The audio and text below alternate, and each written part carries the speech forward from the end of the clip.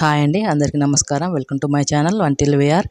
ఈరోజు అయితే టేస్టీ సాంబార్ అయితే చేసుకుందాం. చాలా టేస్టీగా ఉంటుంది అన్నంలోకి. తప్పకుండా ఒకసారి ట్రై చేసి చూడండి. దీనికోసం అయితే ముందుగా అయితే మనమైతే కందిపప్పుని అలాగే పచ్చిమిర్చి పసుపు వేసి ఉడికించి మంచిగా పెట్టుకున్నామండి.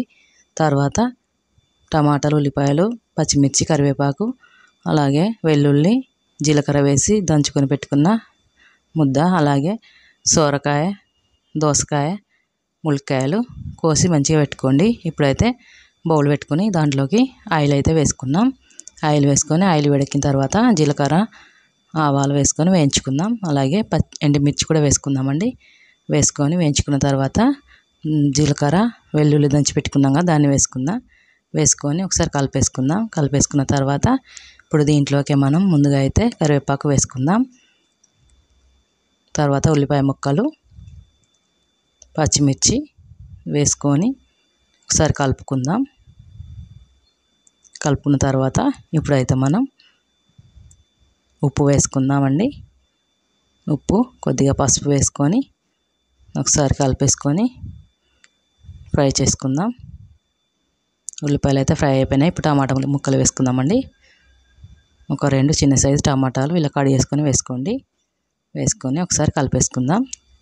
కలిపేసుకున్న తర్వాత ములక్కాయలు, సోరకాయ ముక్కలు, దోసకాయ ముక్కలు వేసుకొని మంచిగా నూనెలో కలిసేలా కలిపేసుకోండి.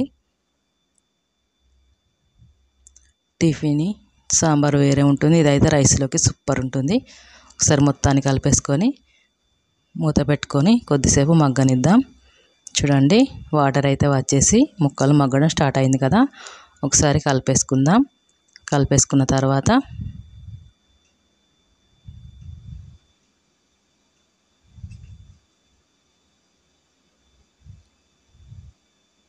మరొకసారి మూత పెట్టి ముక్కలను మగ్గనించుకుందాం. చూడండి, ముక్కలు అనేది మగ్గిపోయినాయి కదా. ఇప్పుడు మనం బెండకాయలు కూడా వేసుకున్నామండి. బెండకాయలు అనేది ఇప్పుడు వేసుకుంటే మనకు చక్కగా ఉడికిపోతాయి. అంటే బెండకాయలు త్వరగా ఉడికిపోతాయి కాబట్టి ఇప్పుడు వేసుకుంటే సరిపోతుంది. ఒకసారి కలిపేసుకున్న తర్వాత మరొకసారి మూత పెట్టి ముక్కలను అయితే ఉడికించుకుందాం. చూడండి, ముక్కలు అనేది చక్కగా అయితే ఉడికిపోయినాయి కదా. బాగా ఉడకనియద్దండి, కొద్దిగా ఒక 70% ఉడికితే మనకు సరిపోతుంది. కారాన్ని వేసుకున్న తర్వాత అలాగే సాంబార్ పౌడర్ వేసుకోండి. సాంబార్ పౌడర్ వేసుకొని ఒకసారి అయితే కలిపేసుకొని కారం మొత్తం ఒకసారి కలిసేలా సాంబార్ పౌడర్ కారం కలిసేలా కలుపుకున్న తర్వాత ఇప్పుడైతే దీంట్లోకి చింతపండు రసాన్ని వేసుకోండి. మీ పులుపుకు తగ్గట్టు చూసి వేసేసుకోండి. వేసుకున్న తర్వాత ఒకసారి కలిపేసుకోండి. ఇలా కలుపుకొని ఒక్కసారి చిన్నగా మరగడం స్టార్ట్ అయిన తర్వాత చూడండి, మనం ముందుగా అయితే ఉడకబెట్టి పెట్టుకున్నాం కదా పప్పు, దాన్ని అయితే వేసుకుందామండి. వేసుకొని అందులోనే కొద్దిగా వాటర్ వేసుకుందాం. మీకు చిక్కదనాన్ని బట్టి నీళ్ళని అయితే వేసుకోండి. వేసుకొని ఒకసారి కలుపుకుందాం. ఇలా కలిపేసుకొని ఇప్పుడు మనం దీన్ని మసలు పెట్టుకుందామండి.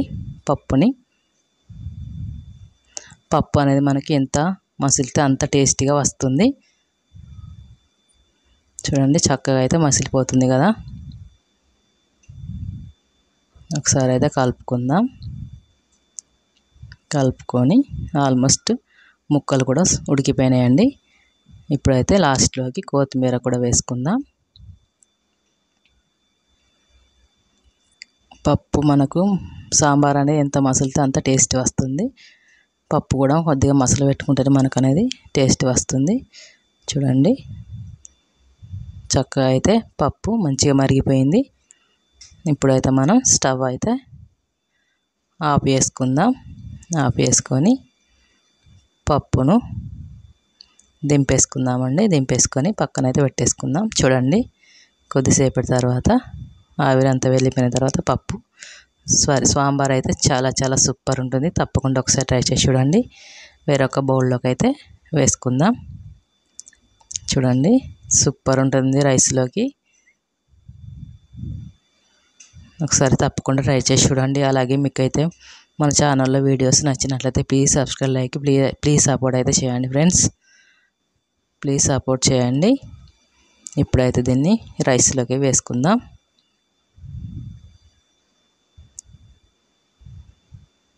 రైస్లోకి వేసుకొని సర్వ్ చేసుకుంటే సూపర్ ఉంటుంది. తప్పకుండా ట్రై చేయండి. Please subscribe, like. Thank you for watching అండి.